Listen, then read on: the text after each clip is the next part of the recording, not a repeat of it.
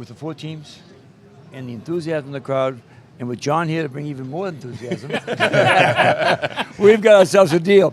It's a special night. I'm serious. Championships, I love being in them. But I think from a viewing standpoint, nothing like Friday night with 4 teams and 4 folks who have traveled in to see their teams. Kyron, you've also been in this role as a player. What is it like knowing you're the main act in New York City on a Friday night? It's very special. When you get out of the freight elevator, as soon as the doors open up, it's like you're coming out of a changing room. Your attitude of being nice with your teammates, everything is left there. Once you walk out, your attitude starts to change. You have to be locked in for the game. You got to walk like you're the best thing in town around here, and you got to play like it too, certainly. Nick, what is America in for tonight? Well, I think the Big East Conference has been one of the premier conferences all season long. And in all reality, I'm not so sure these aren't the 4 most consistent teams from November till now. So you're getting a great conference with its probably 4 best teams really on display. And like Coach Calhoun said, like Kyron said, there's nothing like tonight.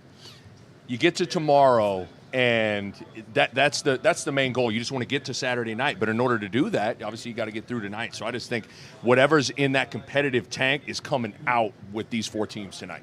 Let's take a look at how we've gotten to this point. Look at the bracket. How about all chalk in this semifinal round? Providence surviving past Butler in a thriller. Creighton really putting together a commanding performance against Marquette. They rolled past the Golden Eagles 3 times this season. Villanova, what a comeback from 17 down to surviving and advancing, and UConn controlling Seton Hall for all 40 minutes. Was UConn the only team that dominated? That's for Ben. So anyways. I love it. Right. Well, look, you would be correct. Red Panda dominated too last night. I'll tell you what, folks. You don't know Red Panda.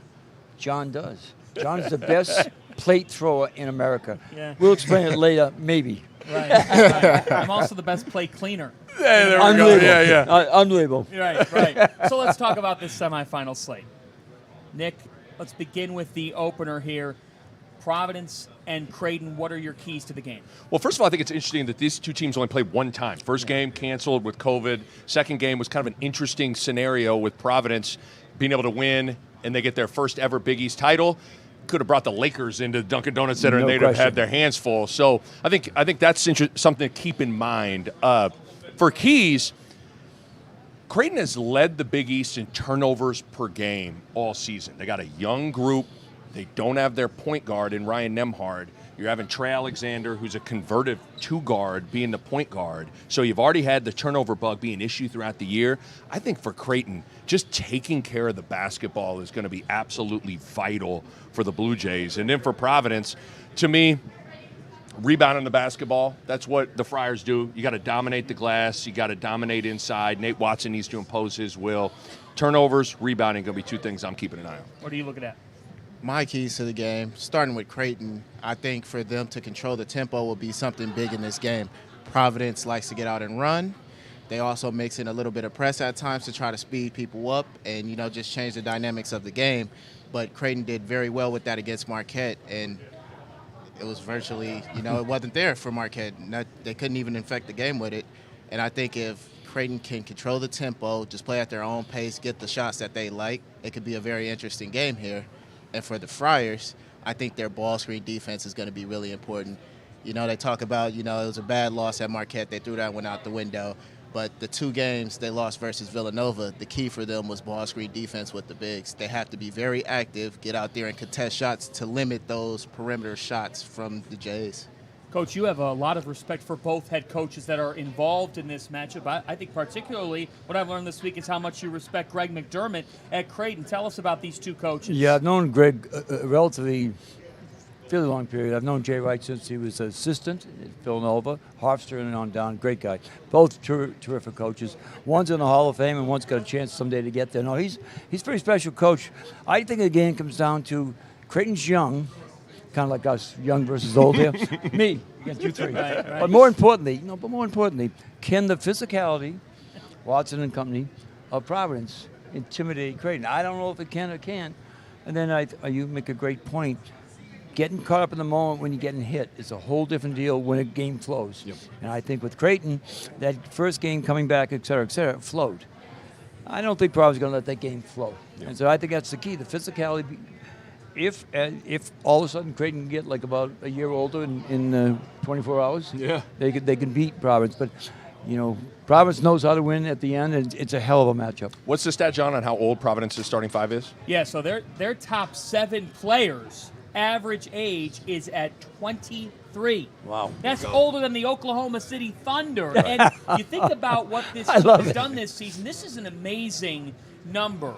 A figure that we found this morning, Evan Miyakawa puts together great numbers for college basketball nationally. Providence just keeps coming back in these games. In fact, look at the probability of winning. Wow. That's a total of 7 times they've had an in-game win probability of less than 20%. Oh, gee. And they've won. Yeah. I think the age, it matters. And when you're older, you don't ride the wave of emotion. You stay the course. And then Kyron knows it, having played for the guy. Ed Cooley does a really nice job schematically at the end of games, whether it's drawing up sets or just getting the ball where it needs to get to win those kinds of close games. Definitely. That's exactly what he asks the players. He tells us at times, if you can just keep the game close, you give me an opportunity to coach you guys and put you in a position to win this game. He promises that he'll never let that team down, and it shows. Coach, is that the Al Skinner offense and what it means? Yeah, it is. Game? Well, it's grind. They don't mind grinding. A lot of teams want to be pretty. Providence is not trying to be pretty. They're trying to be tough. And I just think that when you get used to coming from behind, nothing scares you. There's no panic. When they're down 8 relatively late, they don't panic because I've been there, done that. And that old expression, okay, is really true. And so when a coach says, don't worry, we're only down 4 with 2 minutes to go, we'll be fine, they believe it. Sometimes, they think, Coach, you crazy? Yeah. But no, I think that's built into their system, particularly this year. There is something to that, though, of being confident in close games and confident in those moments. And there's no way, there can't be any team in the country that's more confident in a one-possession game than Providence is. Well, I think it's a testament to Coach Cooley and the confidence that he instills in the players, because I was a product of that. We were down my freshman year. We were here in the Garden playing Villanova, and we were in a timeout. We all looked rattled as a team, and Coach said, we're going to come out of this timeout. We're going to hit a 3. We're going to get a steal, and this is going to be a game. Sure enough, we hit the 3. Chris and Ben trap. We get a steal, and all of a sudden, Coach is right there, we can do this. Just quickly, let's jump over to Creighton just for a minute, because here's something that Greg McDermott said. I only call timeouts not on situations, but on body language panic. Not that I remember everything, but I actually do most of the time. But my point being, when he said that, I looked at him and said, I can never show panic. And if my kids do, it's a timeout. Yeah. And I thought it's unusual. Most coaches say, well, if they went to 2-3 zone, he wasn't talking technical. He was talking the most important thing in basketball. You know this. I do too. Confidence. Yeah. If you see them losing confidence, you've got to put a stopgap on it right away. Who establishes that confidence for Creighton on the floor? Ryan Hawkins does. Tangibly and intangibly. And he's a leading scorer. And you look at Ryan Hawkins' numbers. In the Big East losses, he averages about 5 or 6 points per game. In the Big East wins, he's averaging 18 points per game. That's a dramatic difference where you can draw and connect a dot to Creighton's success being directly correlated to that guy, Ryan Hawkins' success. So he's got to lead, he's got to score, and you need that extension, Coach, of you on the floor, and that's Hawkins. He can talk to the guys, problem solve in the moment. Before maybe Greg McDermott has to call a timeout, Hawkins has to have a big game here tonight. Well, the one thing that they can do at Creighton, they can make buckets. And I think if you watch all these games, teams get frustrated when they can't score. No one, I watched the DePaul and St. John's game. It was kind of ended up being a blowout. But everybody's relaxed when you run up and down the court. When you're stuck and grinding, it's very difficult. One thing about Creighton, they may not have the toughest of a Providence, but they can make buckets, and that's what makes them very dangerous. Hey, speaking of Ryan Hawkins, earlier today he looked like $1 million. He comes down for breakfast. Have you ever seen this coach? In the robe. Came down in his bathrobe. What do you think of that? Did Kemba do that? Ray Allen do that? I'll tell you one thing. We would have an insurrection started by the coach. There's no question. I'd get my 2 biggest kids take his butt back upstairs. You put some clothes on, boy. All right, put some clothes on. I like Luckily, we are fully clothed on this set. After this, we're going to talk about Villanova and Connecticut here on Big East Shootaround from the SoFi Studios.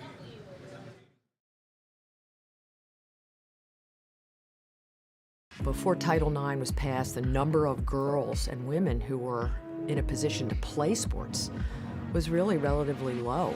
There were, walls that had to be broken down. Well, the principal way that Title IX has helped at the collegiate level has been in the increase in the number of participants. The Big East currently sponsors 22 sports, and 12 of them are women's sports. We work very hard here to make sure that what we do for our female athletes is equitable. When I think about the journey of women's sports in our country over the last 50 years, it really is extraordinary. When basketball was first invented in 1891, it was racially segregated like the rest of American society. But that didn't stop Edwin Henderson, a black gym teacher, from introducing the game of basketball to African Americans on a wide-scale, organized basis in the early 1900s. This era became known as the Black Fives era. During Black History Month, the Big East will honor 22 teams from the Black Fives era to recognize their many contributions to the sport of basketball. Welcome back to Madison Square Garden. It is Big East Shoot-Around from the Big East Tournament semifinals. I'm John Fanza. He's Nick Baugh. He is Jim Calhoun. He is Kyron Cartwright. And tonight, for the 6th time, all-time, Villanova and Connecticut will meet in the Big East Tournament. Wildcats own that series all-time 3-2. It's the first time these two programs have met in the Big East Tournament since 2004. You had a pretty good team that year. We weren't bad. I think we had 6 first-round draft choices. Besides that, we needed some players. Who recruited that? Not one kid, Charlie Villanova, the only McDonald's All-Americans. The guys who went 2 and 3 in the draft that year, Mick Okafor 2, Ben Gordon 3.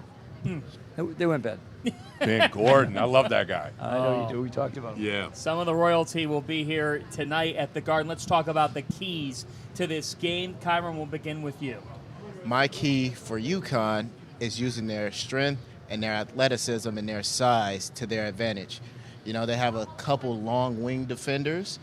They play a little bit, they switch a little bit onto the guards, and I think if they can use that to kind of bother Gillespie and Moore and try to get them out of what they do, I think they can use that to their advantage to get some stops and run the floor and get some easy transition buckets.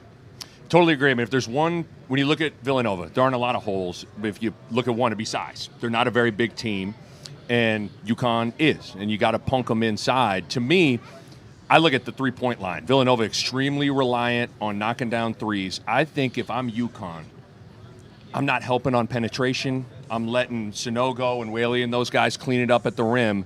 Do not get sucked in on penetration and let Gillespie set his feet and kick it to Justin Moore, kick it to Caleb Daniels and those guys. Stay attached to the three-point line. If I am Coach Hurley, you make Villanova a 2-point shooting team. You try to make them beat you with tough twos over the length and athleticism that you pointed out. I think you take your chances if that's the case. Well, I just think it's really a case of a couple of things. I think officiating becomes a play, not necessarily good, bad, and different. It'll be good because you're very good officials here. I didn't think that when I was coaching, but we'll talk about that on another day. You've had such a change of heart. I love them. I love these guys, but Right. I'm not coaching to help with them. Listen, the back down. How are you going to start calling the back down? Point guard pushing off a great the left hand. And I just think how that stuff is called early. The one thing that Villanova, and I used to kid Jay as a good friend all the time, do you actually practice that Karate Kid stuff when they go through the lane? If you played against Villanova, you come out with bruises. And I mean that honestly. No officials listen, so there's not an advantage for anybody. But my point is, I really think that when you get to the particular point of how the game is called, Villanova has to use its body, hands, arms against size. Right. And they do. If they're not allowed to on box outs and things, they're in trouble. So I think some of the things that maybe don't, we all know about shooting, we know about Cole, we know about the plays. But how is the game going to, they have to be over physical to make up for their size, and they are. Yeah, Jeff Anderson, Brian O'Connell, and John Gaffney, who may have been at a pub last night. They're the crew for that game. That's a rumor, but I never believe rumors. Can't confirm it. It's a good point, though. It's such a good point. Villanova keys. Along those lines, I'm saying rebounding, but kind of what you're pointing out, just finding a way to hang in there with your lack of size and make up for it in some way. UConn, their identity, they want to punk you on the glass. They want to beat you at 50-50 balls. They want to block shots. Villanova has to match that fight. I think how the game's officiated is going to be important in that regard, but I will just pick out that one specific area and look at the glass. I think for me, the key for Villanova is just staying the course. If you watched the game yesterday, they got down, they came back, but honestly, they didn't do anything different. They ran the same plays, the same sets. They took the same exact shots. The only thing is they fell. The shots went in. Yeah, but UConn is not their last couple of opponents. UConn has size and depth coming off the bench. You know, a kid like a Cook who's been injured a little bit, not coming off, he's 6'10". Johnson, the freshman, 6'10". They haven't been using much because they have Willie, they have Paulie, 2 6'10" guys, and Sunoco. They have size. Incredible size. Yeah, more so than most teams. And so I just think that, once again, I know it seems simplistic about physicality, but it's really important the way Villanova plays. They make up for it. Lack of depth and physicality, how you make up for that is be fundamentally sound. So if you're a coach, do you talk to the officials early about that? Do you wait to see how the game is? I'll be honest with you. If you start trying to set them up, you're making mistakes. Okay. And by the way, do you know when he goes to his left hand, he turns it over all the time? You can't do that. On the second and third call, are you going to ask them to give us karate chops going through the middle? Or I used to say, by the way, are we calling 3 seconds as this? Monday, Tuesday, Wednesday. You know, I use some of those lines, and they say, come on, Jim, shut up. So my point being is, my point being simply, if you stop before a game, no one wants to be set up. Right. And so the best thing to do is say, look, I know this, I know that, but those hands are extending, or whatever it may be. Right. Did you learn that as you did you get better at that? Is there an art to that? When you're young, you think you can BS everybody, so you try it. But my point is, you try to tell an embarrassing official. You got to understand, one of the great lines I use with officials was, you're too good to call that. That's a great I like it. line. You had a thought, I think. Or if the other guy wasn't doing well, you're carrying these two guys. I can say it now, but I'm not doing it. That's amazing. That is good stuff. We've just learned some of the best tricks up Jim Calhoun's sleeve. If only these coaches we're watching right now. All right, Coach, you have to go over to FS1. You're the TV star here. We warmed him up. Right. We got him ready to roll. This was the warm I up. hope as good as you guys. That's all. Do you have a pick for us tonight? 2 picks. Who do you like in game 1? I have to take UConn for a lot of different reasons, like 32 years. And I've kind of fallen in love with Creighton. Yeah. I really have. And I love Ed and Greg. I mean, I'll give it a toss-up. I'm going to go Providence just because the one thing they've done, they keep winning.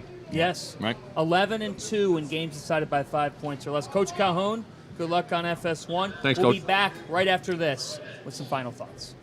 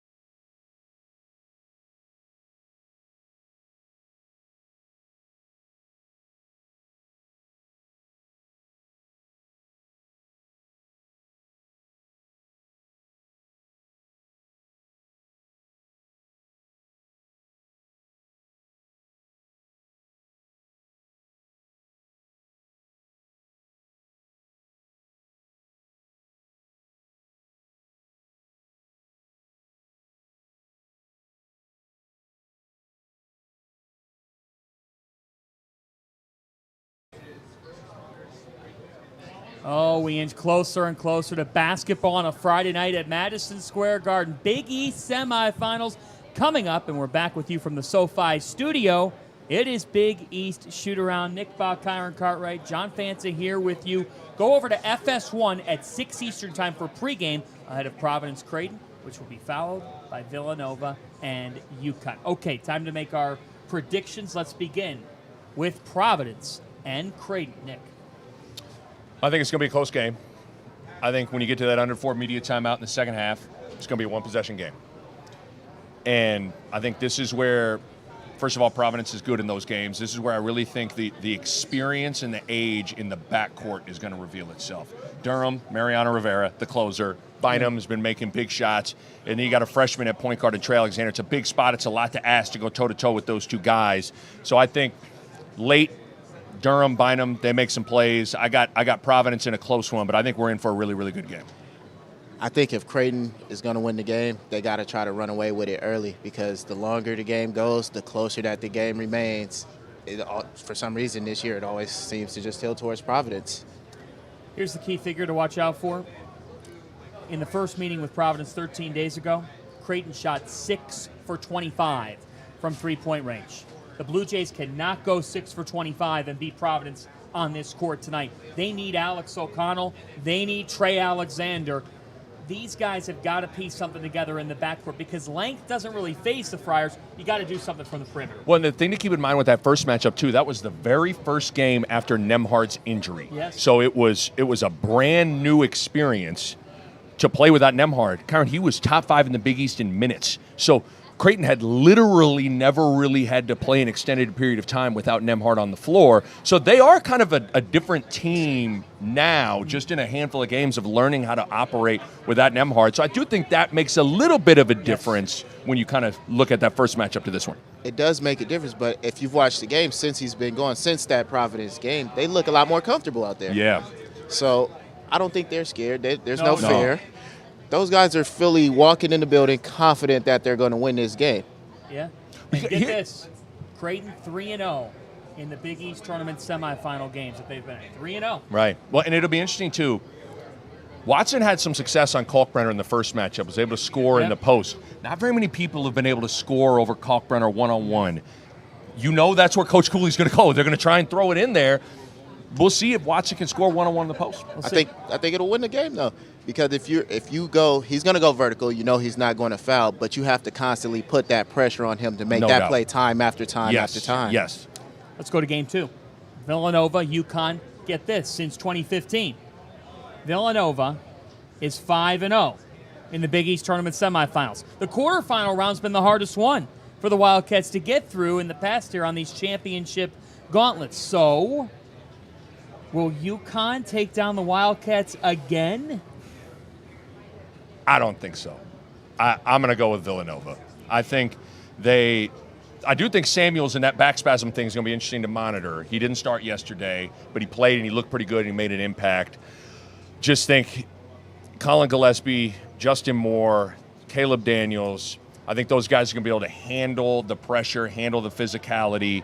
I don't think they're going to be bullied by UConn. I think they're going to be making enough shots. I think it's a close game again, but I'm going to go with the Wildcats. I think it'll definitely be a close game. If Villanova runs away with it at the end, they're going to have to make a lot of tough shots. But something that really caught my eye was when we had Tyrese Martin here yesterday, he said, we're playing for legacies. We're playing for that championship. And their mindset is, I'm not trying to do anything spectacular, but us as a team, we're here to prove something. And I think they're just going to try to do that tonight. I'm taking UConn 1 to 2 point game. Wow. We are expecting an atmosphere unlike any we've seen in this building, in this tournament, in a little while, which is saying a lot, because that's what you get when you get Nova, UConn, a long-time rivalry in this league, and you get Providence, a Big East founding member, taking on a Creighton program. I've seen a lot of faces from Omaha out on the streets. I've seen a lot of faces from Friarland, too.